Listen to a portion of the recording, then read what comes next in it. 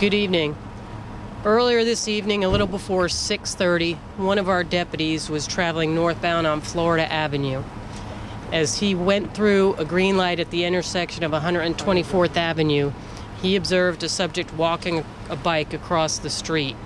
He swerved to avoid that subject and then unfortunately struck another subject who was walking with that individual. Unfortunately, the subject did not survive his injuries. He was a 15-year-old white male, and at this time we're not releasing his name.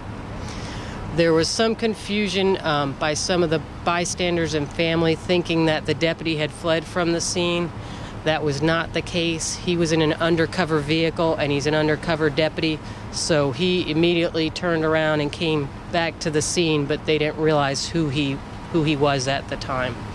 We're currently conducting our investigation to try to determine obviously the deputy's speed and what else occurred. So the car that hit the 15-year-old, that was an unmarked car, is that correct? It was an undercover car, yes, for one of our undercover deputies. So not labeled with sheriff's office? Correct.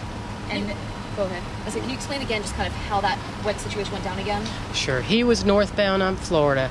As he proceeded through the light, which was green at 124th Avenue, he saw an individual that was walking a bike across the street.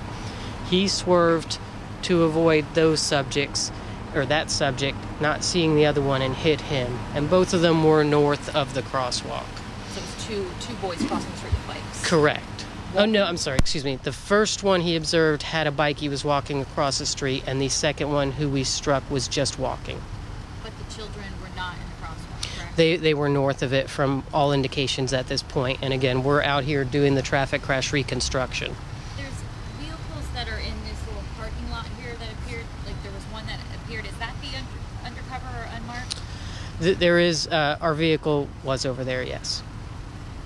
Can you talk about your investigation with normal investigations? You guys look for surveillance video, that sort of thing, to kind of corroborate the deputy's story? Because I know a number of family members are like, that's not what happened.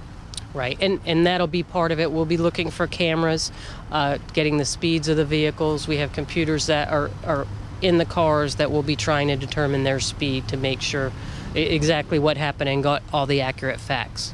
Any other looking for witnesses, that sort of thing? If there's anybody that we haven't talked to, we'd ask them to come forward, but there were several individuals that did witness that, and one gave the same account. Was the deputy traveling alone, or did he have a partner? Or? He was traveling alone in the vehicle.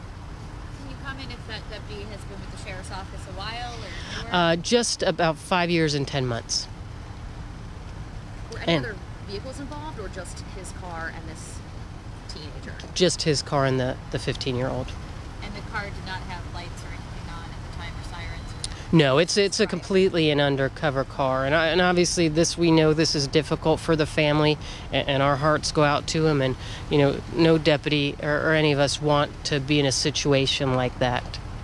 Do you know if after he stopped, was he able to render aid to the teenager? Or? That I don't know. We had deputies here that were here pretty quick, so I don't know him specifically. All right, thank you, everybody. Appreciate Thank you, guys. Thank you. Thank you.